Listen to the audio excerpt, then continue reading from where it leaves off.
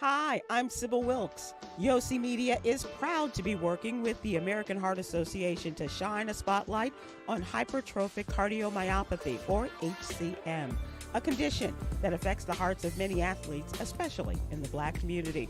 We are thrilled to be joined by NBA star Gerald Butler and college basketball standout turned ESPN announcer King McClure. They'll share their personal experiences and insights on the importance of heart health. HCM is the most common genetic heart condition, yet many don't know they have it. We're bringing in some of the best in the field. Dr. Matthew Martinez, Director of Sports Cardiology at Atlantic Health System, and Dr. Rachel Lampert, a top cardiologist at Yale Medicine and leader in sports cardiology. Together with the Assistant Athletic Director of Benedict College, Loriane Dunbar, will explore how we can protect our athletes, raise awareness, and promote preventative screenings.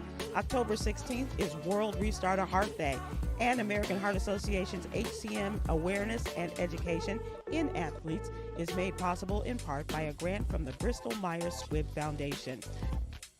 Please join us as we work to save lives and empower our community. Stay tuned.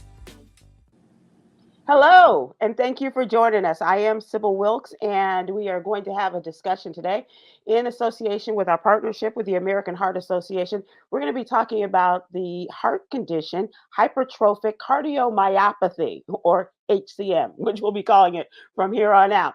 Our very special guests today include a basketball great of Baylor fame and now ESPN college basketball analyst, King McClure. King, how are you? I'm doing great. How are you doing today? I'm doing well, and I really do mean, how are you? I'm really doing great. I actually am. Typically, I like that you clarify because a lot of times when people ask that question, it's just one of those things that kind of like an icebreaker. It's how you doing, but nobody really cares. So Right. the fact that you actually clarified, I was like, I really mean that. I appreciate that, and I respect that. There we go. Well, I respect you and all that you have experienced and all that you were doing to bring about awareness for HCM. And we're also going to be talking, King and I will also talk with noted cardiologist, Dr. Rachel Lampert, as this conversation goes on. So let me just thank you for joining us. I know you got a lot of things going on, and the basketball season is getting warmed up, but you've got your own private team thing that you're working there with your guys for high school basketball. But I really want to talk to you about HCM. And let's start with your beginning. Let's start with young King. Were you always an athletic kid? Yeah, 100%. It started when I was probably around the age of 3. And then my parents bought me a Fisher Price goal. And with this Fisher Price goal, it dinged every single time you put the ball into the hoop. And my parents were kind of torn between two things because they were saying it's a good thing that I love to put the ball in the hoop and make it ding. But on the other side, they were annoyed because Right. it dinged so much. So they were torn between two, but they let me do it. Then the age of 5, we played it. I played in my first like a YMCA league game, and we played. The score was 22-0. We the team 22-0, and your boy right here had all 22 points. Come on So now. my dad kind of looked at me and basically told me after the game, like, son, I think that this might be your thing, son. This may be something in which you excel at and you're good at. And ever since I heard those words, it clicked for me, and that was my whole motivation.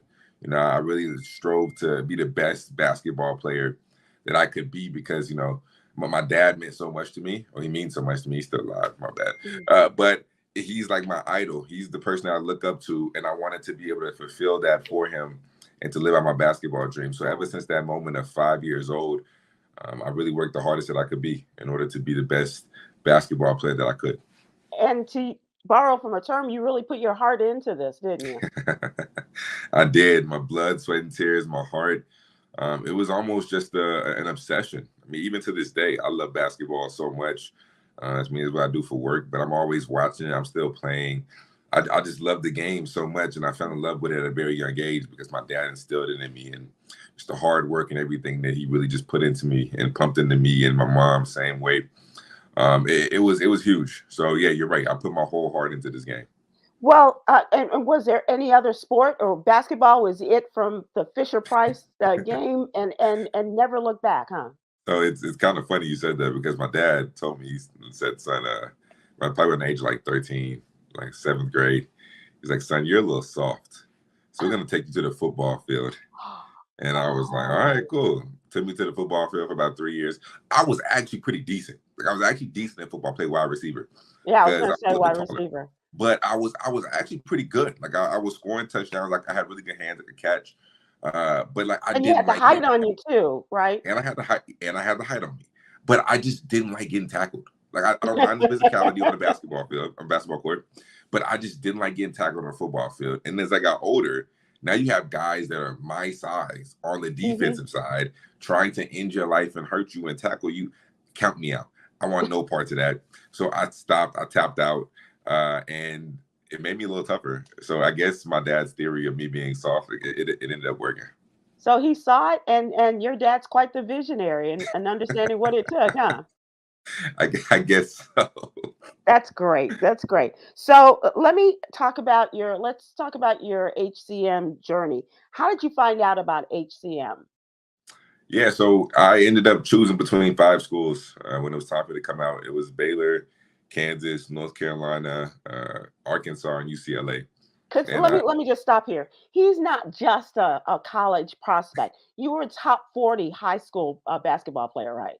yes, ma'am. Yes, ma'am. I ended up being, I want to say like 35, 36. I was somewhere like the mid 30 range. My last ranking. So yeah, my final 5 were the schools I just named. And I chose Baylor. I mean, due to the proximity to my house.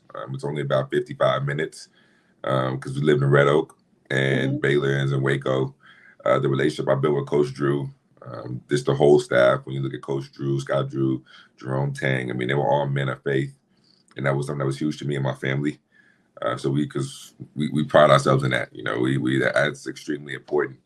So I ended up choosing Baylor, and academics was great too. So I chose Baylor. We get to Baylor June 1st, because you graduate in May, and for all basketball players, we start summer 1 June 1st. Right. And typically everybody else goes to school in August. We have to report there June 1st because we start workouts, we start practice. It's like a year-round thing. So first week of June, we go through testing, whether that be physical testing, whether that be just on-court testing, weight room testing, just a whole bunch of different tests to try to get you acclimated to see where you are coming in as a freshman and how you grow throughout the whole summer. So we go through physical testing, and we do EKGs and echocardiograms. Luckily, I mean, not luckily, but before me, there was a guy named Isaiah Austin. And Isaiah Austin had Marfan's. And Isaiah Austin had a really popular story. He was supposed to be a top 5 draft pick. And he gets to the NBA draft. I'm talking about 2 days before the draft. And they do his test, and they find out he has Marfan's. Well, he thought that he was 2 days away from achieving his dream. Sure. However, God said no. So he wasn't able to get drafted 2 days before the draft because he found out he had Marfan's. Big story that broke. So ever since then, I bring that up because ever since then, Coach Scott Drew made it mandatory for all freshmen to get tested, EKGs, echocardiograms, to ensure that that doesn't happen to anybody else. Wow. So I got tested. My results came back abnormal. At the time, they didn't know what was going on. We had to go get MRIs done in Temple, Texas, other places. And we eventually traveled to Seattle. We met with the Seattle Seahawks doctor, the same doctor who was taking care of Russell Wilson, Marshawn Lynch, DK Metcalf, like all of those guys. We met with him, and I'll never forget this. And he sits me down in his office. Oh, can I just stop you just in terms of a timeline? Because this is still in the summer before everything begins, right? Okay. So the whirlwind of this, you're going to play college ball at Baylor, and you're gonna excel like nobody's business and come out and be drafted by the NBA, and this kind of stops you. But I think God was really in this because, first of all, you weren't far from home, and obviously close with your parents, and so that enabled you to have that kind of support, right? As you were going through all this testing. But that's also expensive, isn't it? Yeah. So luckily, I mean, I played at Baylor University, and they took care of everything. Nice. From a cost perspective, they took care of literally everything. And Scott Drew was one of those coaches. I mean, that man looked at me after everything I went through. He looked at me and said, "Hey, if you can no longer play basketball, we will still honor your scholarship and we will find a place for you." So God put me in positions to meet the right people, to surround myself with men of faith, who it's not just my parents as my support system, but now it's these coaches as well. Like, I still call these coaches. Like, yesterday was my birthday, and I got thank you. I got a text and call from every single one of those coaches on my birthday. If I need anything, they're texting me, "Hey, I got you," or they're just checking up on me. "How you doing? Like, I love you." Yada, yada. Like, we end all our conversations by saying, "I love you." And I know as men, that's not something that we do. We don't do that. We don't say those words, but it's a genuine family atmosphere at Baylor and with those coaches and what I built with them. So it's real. Yeah. It's 100% from the heart. Yeah. Did you have any symptoms before you were tested with the EKG? No, ma'am. No, I've never had any symptoms. I never felt anything. I didn't even know what this disease was. So I had no idea. When I was told the news, I was absolutely shocked. And so to move forward, you had this appointment with the Seattle Seahawks physician, right? And what did he tell you? Yeah, I mean, he sat me in a room, and basically, to summarize his words, this is his words, summarize. Son, I've seen this a few times, and every single athlete in which I've seen this case in, they're no longer playing their sport. He was like, based off of the measurement of your heart, I'm surprised that you're still alive. Wow. And if you continue to play basketball, you will probably die. And I was like, God. Dang. 18 years old and you get a sentence like that. 18 years old, and you just want to talk about just, we talk about from 3 years old, 5 years old, playing basketball, giving my heart to it, dedicating my whole life to this game. To hear that news was devastating. But that wasn't the end of this. It wasn't, but at the time I didn't know. It sounded like it was, but my mom, just being the crazy lady of faith that she is, looked me in my face in front of the doctor and told me, "Hey, son, don't listen to him. You will play again." Oh, I love that. All right, mom. all right, mom. Let's go. All right, cool. Okay. So then from there we go to the next doctor in Maryland, because Monty Williams, a guy who's a mentor of mine, has the same heart disease as me. He played with my high school coach at Notre Dame. And my high school coach called him, told him what I was going through, and then he basically prescribed or recommended us to go to the same doctor in which he cleared him. But this was like back in the 80s, I want to say. So it's a little different, Medicine progresses, research progresses. So I went to his doctor, and he told me the same thing that the first doctor told me. Pretty much word for word, everything was good until we did this last test. And once again, they always tell you get a second opinion. There we go. A second opinion. And I got one. And mine was the same thing as the first one. So for me, I'm really thinking that my career is over with at this point. And my mom, like I said, the lady of faith that she is, God's little angel, looks me in my face again, tells me, "Son, don't listen to this doctor. You will play again." All right, Mom, cool. I'm trusting in you. But I think this is the time where I really started having to build my own faith. Sure. And a lot of times, like growing up, I think that we look at our parents' faith. They force us to go to church. They force us to do all these things. And it's really their faith. But until we get tested, until we go through an adversity or go through something hard, we don't realize what God has really done for us, because we're so young and we never really, had that obstacle strike us or get into our path. So I think that this is the first time in which I was able to come into my own faith and to be able to see God for who he truly is, because he rescued me out of this. And at this time in which I had no faith, I had no hope, I had to find something or someone to put my hope in. And what I put my hope in during this time was Jesus. Jesus is my support system. And he got me out of this. So we ended up going to Minnesota, to the Mayo Clinic, one of the best clinics in the world for cardiovascular diseases. We saw Dr. Ackerman, which is my guy, love him to death. And he brings me in his office. He tells me I have good news and bad news for you. Mind you, this is mid-July at this point. So we've gone through a month and a half of just testing of just flying to different doctors. I Mm-hmm. can't practice because they don't really know what's going on. They don't know how safe it is. And everybody's confused. I'm just sitting down. I'm lost. Right. Finally found something to put my hope in. So then we talked to Dr. Ackerman and says, I have good news and bad news for you.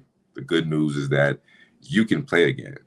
And I said, yes, I finally got some good news. Right. And the bad news is, son, that you're going to have a surgery.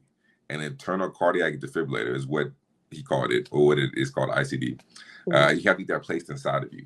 And what that is you've seen the big defibrillators, and if anybody flatlines, they come out like shock you, like the paddles. The paddles. They shock you, bring you back to life. So this is an internal one that monitors my heart. So I have a machine that is kind of by my bed, and it reads and picks up on it. So if something is abnormal in it, it'll send like a signal or a wave to. I'm not really good with technology. Send something to Minnesota, and then they'll be alerted. But if I would ever flatline, something would ever happen to me while I'm playing basketball, it'll shock me back to life. I've never, ever had it go off. Knock on wood. Thank you, Jesus. It's never, ever, I don't know if it works, basically, because I've never had to use it. But it's basically a safety net for you as an athlete. So we got that put in, and my recovery was about like a month and a half. And I ended up playing in my first game. My first day of official practice was my birthday, October 1st. Wow. And the first game was November 12th. I ended up playing in my first game in college against Stephen F. Austin. And I had 12 points. And it was a blessing. It was a surreal feeling. Number one, to play college basketball, which was my dream. And number two, after everything I went through that summer, just to be able to be back on the court, it almost gave you a new sense of perspective. I bet. Just being grateful, being grateful for the things that we take for granted every single day, like going to practice. Yeah. And as an athlete, we dread practice. So it gave me new perspective. It gave me new perspective. Do this, right? Yeah. Yeah, I can still play. And God allowed me to be back out here. So now that I'm out here, I'm going to give everything that I have to this game, even more so. And because you're giving everything to people to know about this disease as well. Yes. So we're going to talk if you will hang with me, and we're going to turn to Dr. Rachel Lampert. She is a noted cardiologist, and we're going to talk to her about HCM. And you guys, any questions you have or you want to point out, for sure. But you have a fan here in Dr. Lampert. Just want you to know that. Welcome, Dr. Lampert. How are you? Thank you so much for the opportunity to be here today. And as you say, I really am excited to be on this podcast with King McClure, because you're someone that I have followed your career. And just, I'm so in awe of what you've done, and the fact that you're here now spreading awareness about HCM and ICDs for athletes. And, I just want to say that the experience that you described just now, where you, you originally told, oh no, you've got HCM, you can't play ball anymore. You saw 3 different doctors, and, before you really got a good opinion on this, is so typical for athletes. And, the reason why that happened to you was because for a long time, professional society recommendations said HCM, no more sports, ICD, no more sports. And those original guidelines were based on sort of people's hypotheses. We didn't have any data on whether or not it would be safe for people like you to go back and play basketball. But they were hedging their bets, weren't they?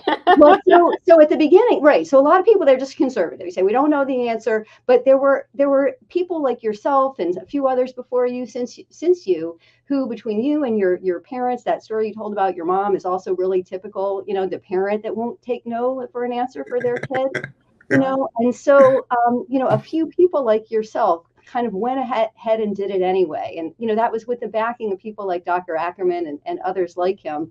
And we've since that time, we have been able to actually gain data. We've gained data. We've done a study on athletes who had defibrillators who continued to play. And in some people, those defibrillators did go off, but in many of them, they didn't. But even the ones that it did go off, they did okay. They continued to play their sport. They nothing bad happened to them. Not that we don't wish shocks on anyone, but they did okay. And since that time, too, we've also done some research related to individuals who have HCM with or without defibrillators, and shown that the people who were exercising more vigorously did okay. So I think, you were one of the first people doing that and sort of bucking that trend. And I think you've really paved the way through your experience for other people to be able to maybe not have such a difficult time at the beginning. Dr. Lampert, let's go back a little bit, and I just in my very, very limited understanding of HCM, and I've been told that this is a thickening of the heart muscle. So what does that mean for the functioning of our hearts and young men and young people like King? So hypertrophic cardiomyopathy is a genetic. It comes just rolls off your tongue. Right. HCM. It is a genetic cardiomyopathy, meaning a problem with the heart muscle, in which because of these different issues with the genes, the heart develops to be more thick than it's supposed to be. Now, for many, or actually most people that have HCM, the heart is pumping okay. And so you don't know you have it, similar to the story that King told, that it was only when they did the EKG and the echo that they found it. Some people who have very severe cases of it or other sort of types of cases of it can become symptomatic. They can be short of breath, have difficulty doing the things that they want to do. We now just recently actually have some medications that when that type of symptom develops can treat that. But most often it is asymptomatic, the way King described earlier. The concern is, and always will be, that when that muscle becomes very thick, it can impact the heart's electrical system in ways that can set people up for dangerous heart arrhythmias. And that's why King received the defibrillator. Now, when someone has HCM, not everyone is at risk for developing dangerous heart arrhythmias. Basically, what we're talking about is ventricular fibrillation, cardiac arrest. And so there's a series of tests that we do that define specific characteristics. So for many people, the testing that we do can define, yes, this person is at higher risk and should get a defibrillator, as King did. Other people might have HCM but not be at as high risk. But the most important thing when you get that diagnosis is to go to the type of expert that understands HCM, knows what tests to do, and knows how to determine, is this someone who is at high enough risk to get an ICD or not?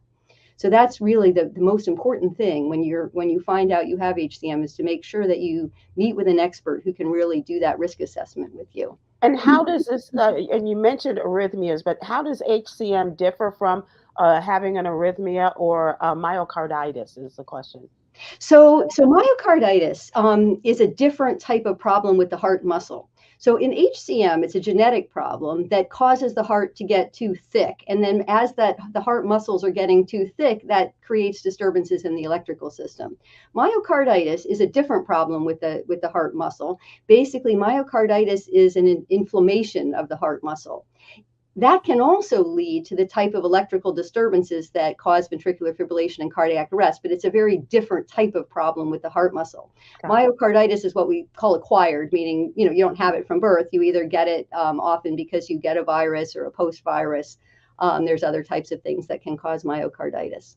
King, were you aware of the genetic possibility on having this in your genetic makeup? Yeah, so what's actually interesting about that is that it is a genetic disease, and we did the genetic testing with my mom and my dad, and neither one of them had it. And that's why I was like, man, this has to be God, because nobody in my family, like my sister has it. My sister got tested, she doesn't have it. My other siblings got tested, they don't have it. I was the only person to have this disease in my family, and I was like, man, how unlucky am I, right? But that was the first perspective I had. But the real perspective is, this was God getting my attention and bringing awareness to a situation or to a disease in which, I can be able to help the next person. I can be able to shed a light on something that I didn't know what it even was. A lot of people don't know what it is.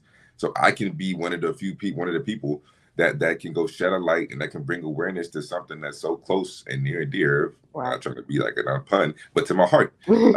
So I think that, it's crazy that I was, the first person in my family to really have this disease, even though it is genetic. But I think it ended up being a blessing. Is there a genetic predisposition, Dr. Rachel Lampert, for African Americans in HCM? That's a question we don't have perfect answer to yet, but probably not. It's probably not more prevalent in African Americans than in other populations. It's really something we need to pay attention to in all populations. And what about heart screenings for young men and women going into college sports? Do you recommend that they go through the heart screenings? I know I asked King about the cost of this, but obviously it's something that may be able to help people. There may be an organization that can help them get these screenings that could perhaps save their lives. That is a great question, Ms. Wilkes. This is something that's very controversial in the cardiology community. The American Heart Association recommends that all athletes undergo a history and physical prior to participation. So it includes their own symptoms, it includes whether they have any family history of sudden cardiac death, and a physical exam. Now, there are many data that suggest that when you do add an EKG to that process, that you do pick up more abnormalities. Mm-hmm. Probably King's abnormality would not have been picked up on just a history and physical. The NCAA has gone back and forth on whether to require EKGs for their schools.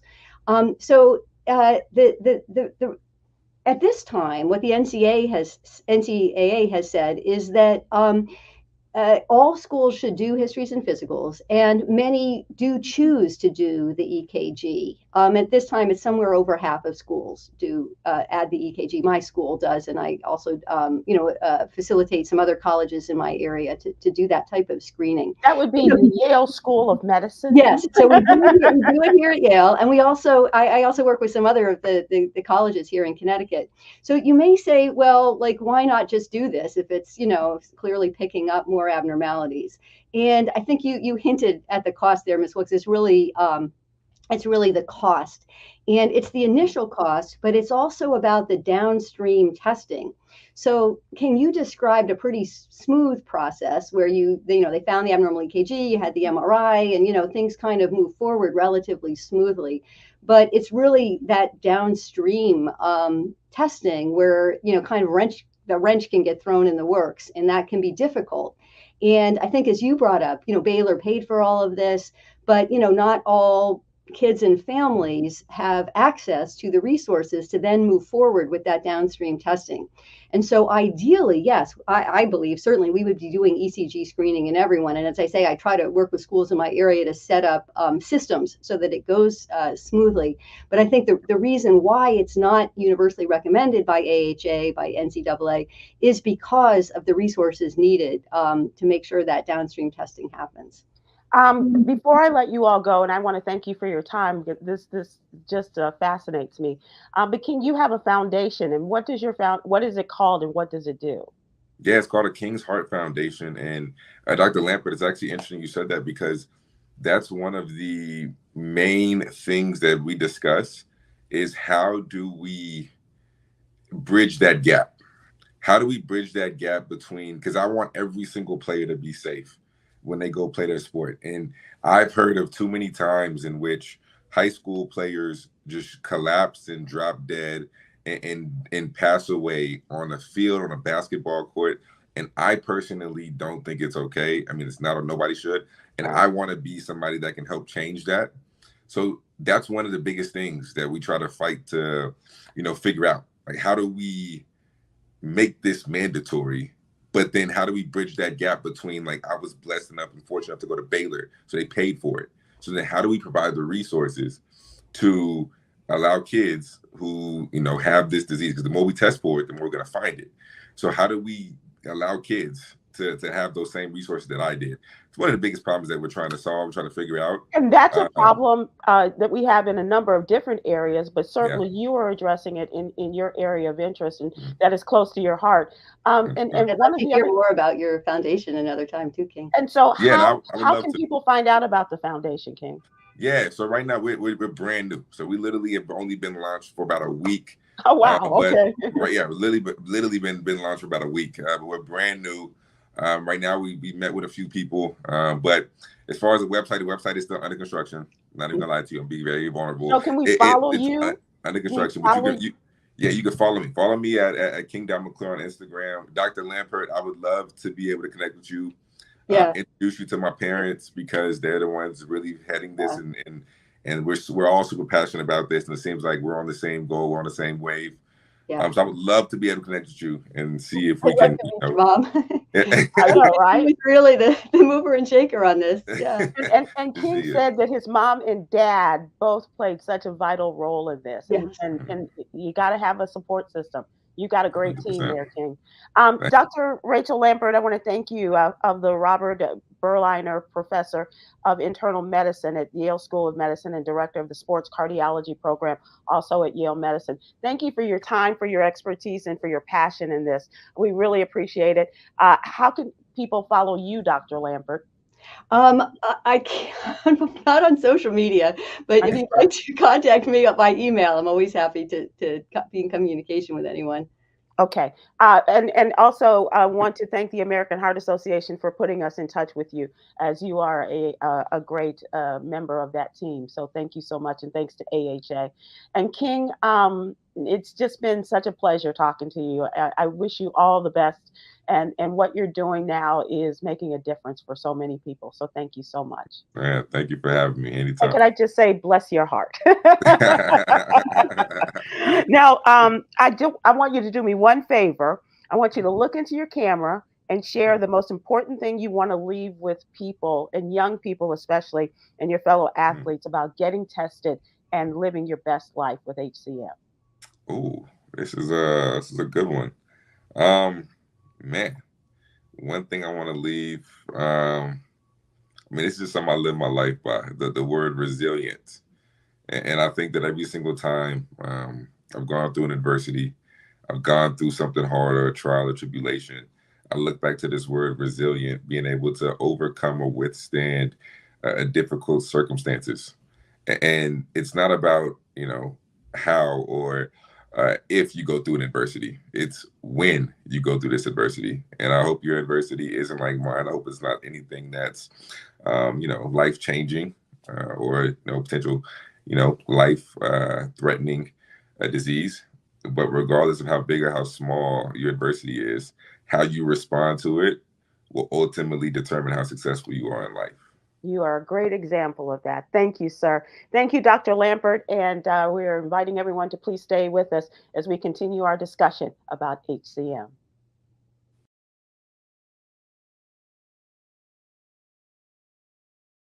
Hello, and welcome back to our discussion as we talk about HCM, and also as we recognize the World Restart a Heart Day. That's October 16th.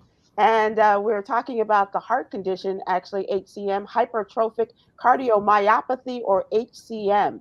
And our guests today are cardiologist, Dr. Matthew Martinez, and the Assistant Athletics Director, Loriane Dunbar at Benedict College in Columbia, South Carolina. Thank you for joining us, both of you. I appreciate it. Thank you for having me. And me too. We're excited to talk about it. Yes. I want to talk about this disease, or do I just call it a condition, Doctor? First of all, if you could explain to people and remind our viewers who are joining us just maybe now or saw the first part of the program, what is HCM? Yeah, I love how you called it hypertrophic cardiomyopathy and then defaulted to HCM, which is the easier option. And it is a genetic heart disease. It's the most common genetic heart disease. And it entails being born with a genetic predisposition for an abnormal thickening of the heart muscle. And that thickening can be with or without obstruction, where the mitral valve, one of the doorways inside the heart, prevents blood from leaving the heart. So with or without obstruction, folks are symptomatic. That increased thickness can lead to breathlessness, chest discomfort, exercise limitations, and even passing out. And of course, the most dreaded complication is sudden cardiac arrest. And because of that abnormal thickening, you can develop scar tissue. And that scar tissue can lead to risk for having your heart just stop. And how does one find out that you have this condition? So there has to be a suspicion. Maybe family history of it. Talk to your family. Maybe you get evaluated by a primary care physician who evaluates you and hears a heart murmur or a funny heart sound by listening to your heart with their stethoscope. And you might have an abnormal electrocardiogram, an EKG, or you might have symptoms. One of those symptoms may lead you to get an evaluation. And then everybody who has symptoms, everybody with a family history gets both an EKG and an echo to evaluate to see if you've got some features of hypertrophic cardiomyopathy.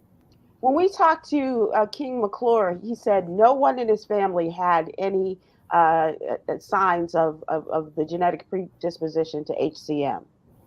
So is that normal, or does it skip generations or something like that? It doesn't skip generations. That's a good question. And what we don't know is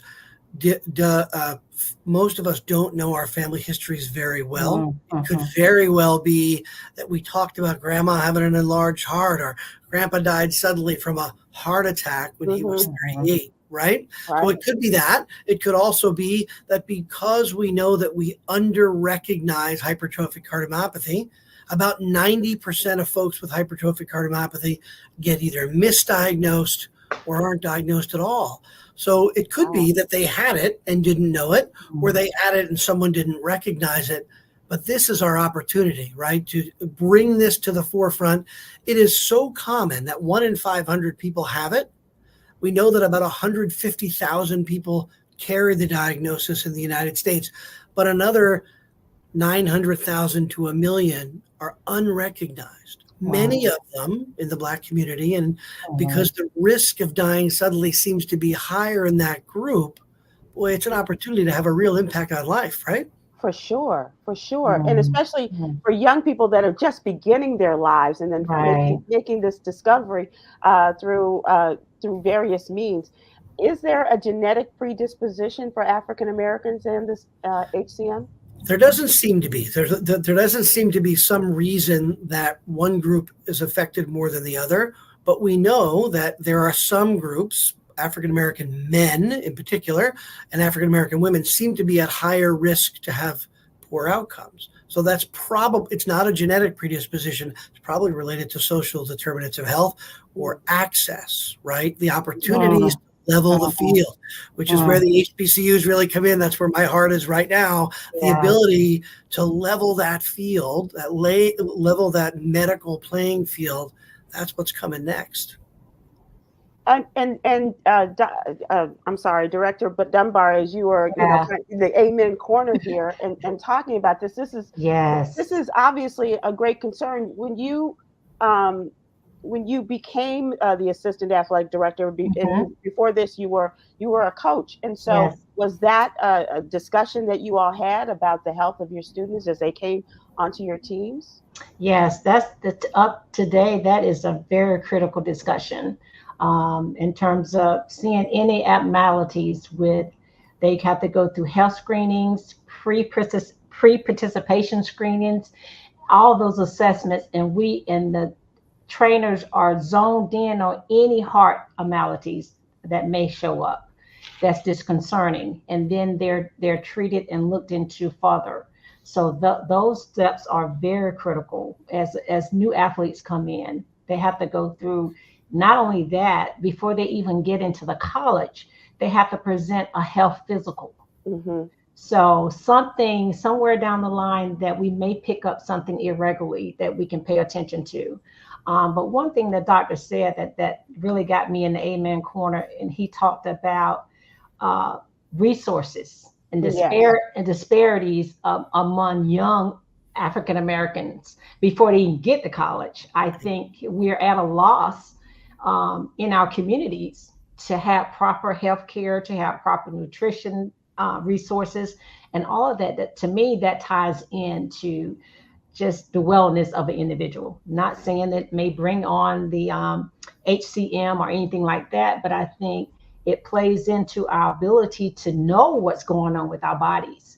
If we don't go to the doctors, if we don't get regular checkups, if nobody cares whether we get regular checkups, you know what I'm saying? By the time you reach college, you may have something underlining that's already there that you never saw before in your 17 or 18 years.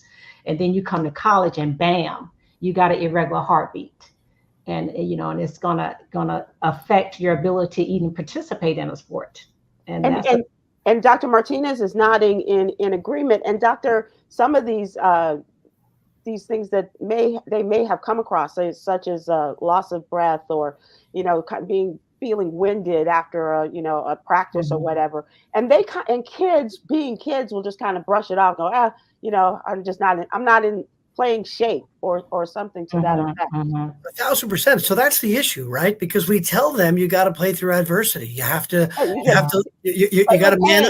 man up through this, right? So when you're telling them that, and then there's a point at which there's some symptoms that are not getting any better. You're not getting it in shape. The symptoms are progressing. They're getting worse. I think of this in three parts. And I think the first part is, how do we evaluate athletes? We evaluate them in high school and college, number one. Number two, how are we protecting them once they're in college? So that's where emergency action plans, AEDs, are a critical life-saving measure. That's really the best way to make sure our athletes are safe. And then the third part is, what do we do when we find it? Are we just going to disqualify people? Because if we're just going to disqualify them like we did in the old days, where we weren't creating a plan, if you look at leagues that are disproportionately non-white athletes, African-American basketball players, soccer players are disproportionately Hispanic and African-American. So you're going to be then disqualifying a larger group of folks because they don't have the same level of resources. And that's never been okay. Got it. In terms of these screenings and things, what steps are the schools taking? AD Dunbar, in terms of screenings for your kids that are coming in that they may not have had in high school, but talk about the importance of that in your particular schools, and how does this differ, and how does that work for kids who may not have had this kind of opportunity to have the full body workup before they got to college? Yeah.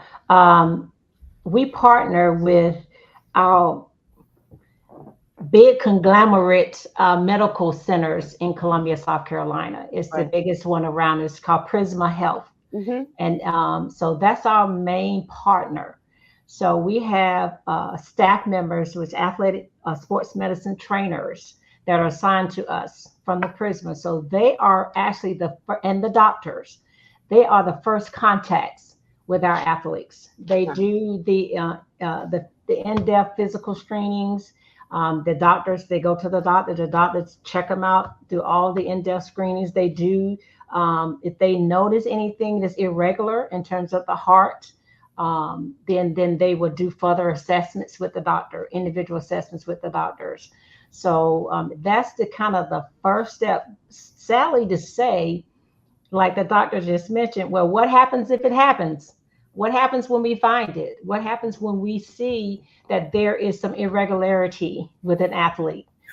Okay, what's next? What do we do? Okay, we do assume that treatment from that point as a school and the institution, we do assume that treatment, but what a blow that is for that athlete. Right. To know for the first time. Well, you should all have a Dr. Martinez on your staff.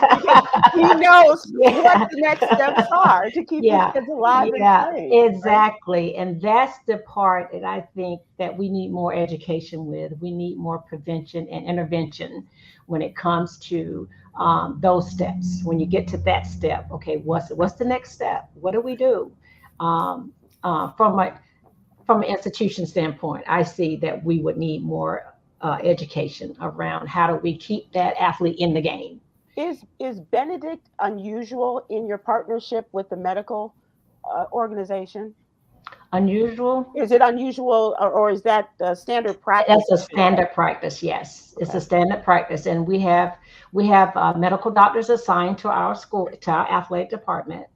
So they treat any injuries that come through, any surgeries, anything heart related, or anything. Have you come across something like this? Actually, we do. Yes. You have. Okay. All right. Yes. We've had athletes that come that they kind of scary that something is not quite right. There's an irregular heart rate or a heartbeat. So then they're screened a little tighter. So I won't say that we don't see them. We have seen them. Sure. To what degree? Not to the degree that they probably can't participate. I hadn't heard that yet. Right. But we do have some concerning athletes that we kind of hold off and really look at really real closely. Dr. Martinez, let me ask you, what can we do to spread the word about the importance of this condition, and as well as the medical equipment that is required to detect it? I mean, we have people who have a whole medical conglomerate at their disposal, right? But not every HBCU they have this. And so how do we spread the word and jumpstart, if you will, the interest in doing something about this? So it's really important for education that we do a couple of things. One, that we make sure that we know some of the common causes that we think are associated with risk in athletes. And hypertrophic cardiomyopathy being so common, I just ask it, right? I ask, anybody in your family have a thick heart? Anybody in your family have a abnormal heart muscle or hypertrophic cardiomyopathy? Has anyone died suddenly before the age of 40? And there are some standard questions from the American Heart Association that allow us to get to some of those conversations, and then breaking it down into normal conversation. So it's a nomenclature, so that the athlete knows what you're talking about, and that they also know that we're not looking to disqualify them, right? In the old days, I love what A.D. Dunbar said. We're looking for findings and then trying to find a way. Because otherwise, I don't want athletes not telling me things. I don't want them telling me when they're having symptoms, because they're afraid of what this is going to mean for their ability to play, because they are scared that you're looking for an opportunity to get rid of them. So this is really important. So I think education is important. And these days, the electrocardiogram is absolutely part of the diagnostic tools. We know that an EKG, some simple stickies that go on your chest, the unit itself is not that expensive, and it helps us with assisting to make the diagnosis. So it doesn't save anybody's life per se, but it helps make diagnoses for diseases that we know are associated with sudden cardiac death. And then you have to make sure that the group that you are partnered with understands how to interpret them, and then maybe more importantly, knows what to do when you find it. Because we don't want to tell people, well, this is an abnormal EKG. This is concerning. We need you to stop playing. Good luck. Come back when this has been cleared. That's not a good process either. Right. It's on us. It's on us. Breaking their hearts then. Literally. Literally breaking their hearts. And sometimes for no reason, because there are some findings on an EKG that look abnormal that are actually normal. That are patterns associated with a normal athlete. And then there are patterns that could be associated with underlying heart muscle problems that haven't happened and may never happen. So just finding the abnormality, you then have to have a process and a plan to make sure you know what to do with it once you find it. This has been so enlightening. Thank you so much for your time.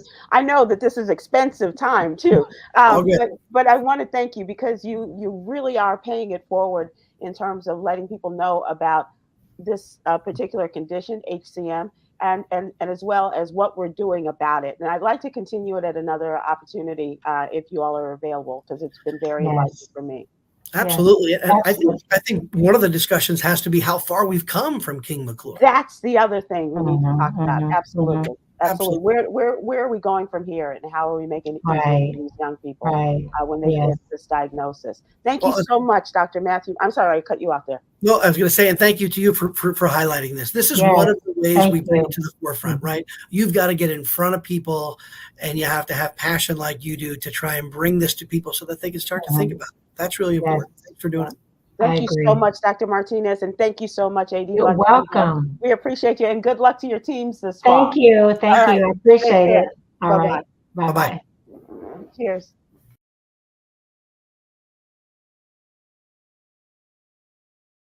Hi, welcome back to our conversation about HCM. We are continuing, and we've had really interesting conversations, starting out with King McClure, ESPN analyst, and also one who knows a thing or two about HCM, as well as others. Dr. Rachel was on with us, and if you missed it, please go back and check it, because Dr. Matthew Martinez and the assistant athletic director, Butler, has also been very enlightening in our conversations about this and how it affects African Americans, as well as what is going on, what's happening in the HBCUs around the country, and how they're stepping up to do more in terms of the health of our athletes.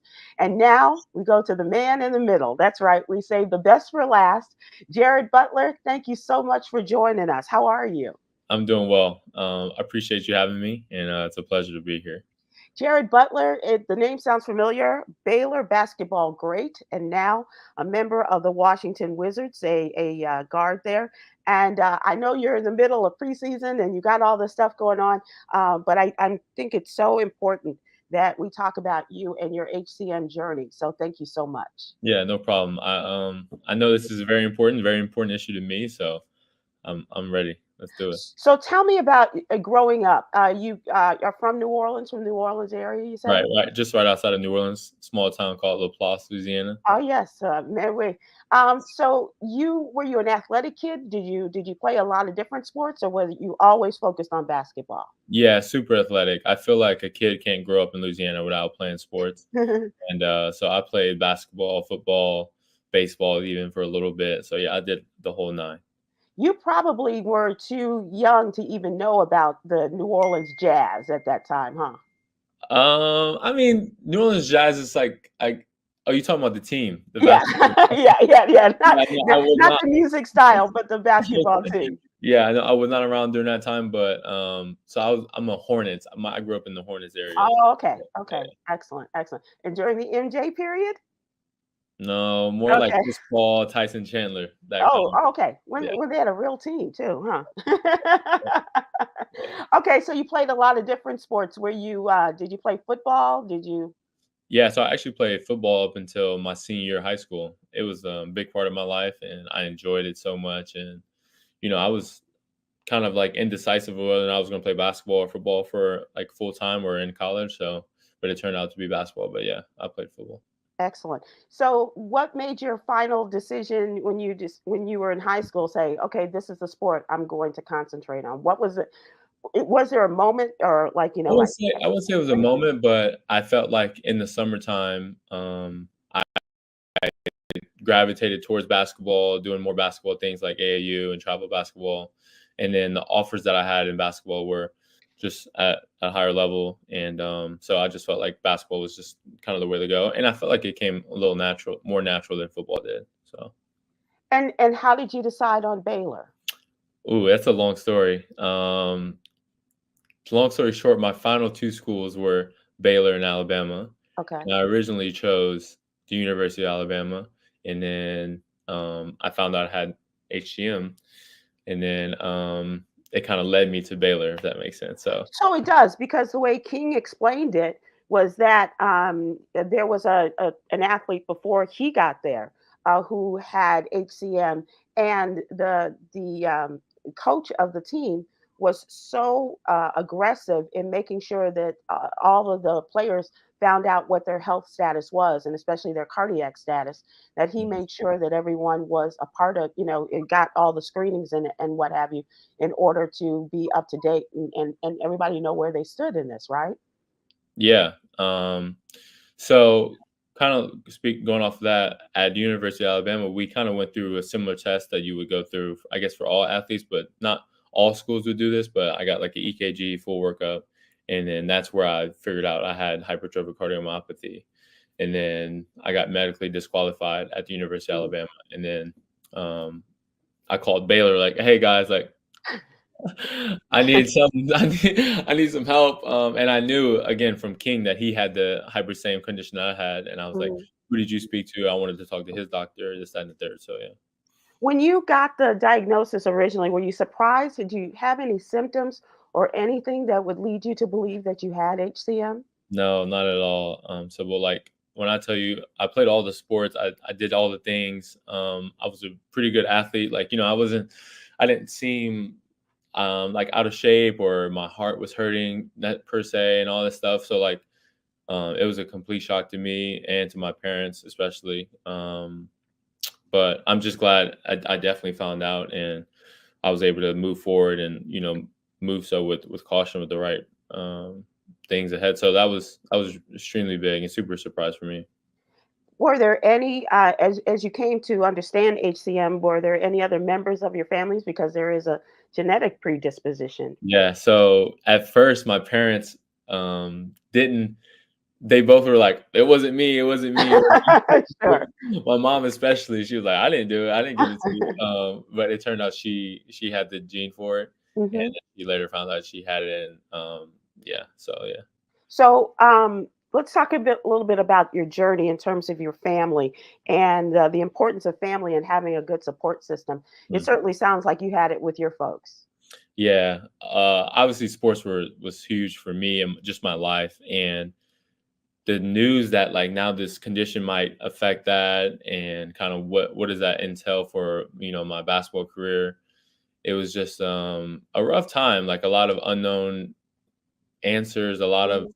just things to figure out. And so during that time, I definitely leaned on my parents, my faith, and just hoping that God can direct me and give me some guidance on what I should do, you know, because Amen. your heart and your health are That's more important than everything. your basketball career. So Yeah. it was extremely important during that time. So yeah, I for sure say my parents were extremely big in that. What about in terms of, because it sounds like your parents were those like, well, if the first doctor said no, we're going to find a second doctor. And if that doctor says no, we're going to keep finding someone who is going to make sense of all Mhm. of this and allow you to pursue your dreams. Yeah. So when the first doctor told us, he kind of gave this not vague, but he gave a direct diagnosis, like this is what you have. And then he was like, I don't know which team would let you play. Mm. He was like, I doubt it, any team in America will let you play. So it was just kind of this like, okay, gave me the diagnosis, and he kind of left it up to university to decide. And at the time, we were so shocked by the news that we were just like, oh, okay. And then again, finding King's doctor, we went to him, and he kind of broke down HCM a lot more, and he gave me just like specifics about the risk, the actual condition, and what's going on, and explained it and drew some lines in the sand for me. So that was kind of the journey. And my mom was definitely like on a witch hunt of figuring out what was this and what does this mean for my life. So yeah. Right, right. Would you recommend that, if someone finds out, a young man, Mhm. 17, 18 years old, finds out that he has it, but to find that support system, to find and to keep pursuing that particularly, and I don't mean just young man, a Right. young woman as well. Right. Yeah, I think it's extremely important, because you might not get enough information to make a real decision. Kind of like I did. I had to seek out more help, seek out Hmm. more other people who had this condition, and ask more questions. So that's extremely important. Just asking more questions and asking the right people for your diagnosis. So like there's some family doctors in small towns that per se won't give you the right direction if you want to continue to play sports. You know, there's some sports cardiologists that you need to see. There's just doctors that kind of have just more experience in the field, to quite honestly say it. So it's extremely important, extremely. And what I'm getting from you, Jared, is not unlike what a lot of people go through in their own medical journeys. It may not be HCM, it may not even be a cardiac related event, but it's always good to have an advocate. Oh, we love an advocate. An advocate. Yes. I mean, you said it better. I mean, I think advocate is the perfect word for what you need. I needed it. I needed it all the way since my career. This whole time in my career, and because I don't know how to explain. I don't know how to explain to you my ventricular, you know, atrium, aorta. I can't explain it. Right, And I need right. somebody to break it down to me, and also break it down to someone else that I'm trying to convince, or, you know, decide my life. So that's kind of, you're spot on for that. That is excellent. That's excellent. Do me a favor, Jared, because there are a lot of young people who may have gotten that diagnosis recently, may know someone. And if you just look into your camera of your laptop there and just tell them the importance of finding out your diagnosis and that there's life after. Yeah. Oh, I know how you're feeling, whoever you are. If you've recently just got diagnosed with HCM, I say this all the time. It's not the end of your life. It's definitely the start of it. So number one, ask as many questions as you can.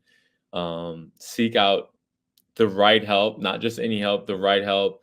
And I think, again, this HCM is not the end of your life at all. There's definitely parameters and guidance and precautions that you can take to have an abundant life even after HCM. So I just want to encourage you in that. Even reach out to me, and I maybe can get you into contact with someone. But yeah, that's all I got. Dr. Matthew Martinez spoke very highly of you. He's a big fan of yours and the way that you have moved through this process. And I think that partnership is key to a lot of it too. Yeah, Dr. Martinez is big. I mean, he came kind of later in my basketball career, but he was like almost like the last leg of my relay race of life. So he's been good. That's awesome. Jared, thank you so much for joining us as we are here to recognize World Restart a Heart Day this month in October. And you are a real example of a fine, upstanding young man and a great example of fighting against the odds, finding your answers, and coming out on top. Thanks, Sybil. Appreciate you having me. Yep. Thank you so much. And blessings to you and your family. And also great luck in this season. Thanks. Because the Bulls could use you or the Dallas Mavericks. I'm just saying. Jared Butler, thank you so much. I want to also thank Jared, in addition to King McClure, Dr. Lampert, Dr. Rachel Lampert, Dr. Matthew Martinez, the Assistant Athletic Director, Loriane Dunbar, Bristol Myers Squibb Foundation, the American Heart Association, Angela Collins, Devin Jones, Tracy Bertot, and the wonderful Erica Kaysen. Thank you so much. And to our staff here at Yossi Media, we appreciate you. Thank you so much. And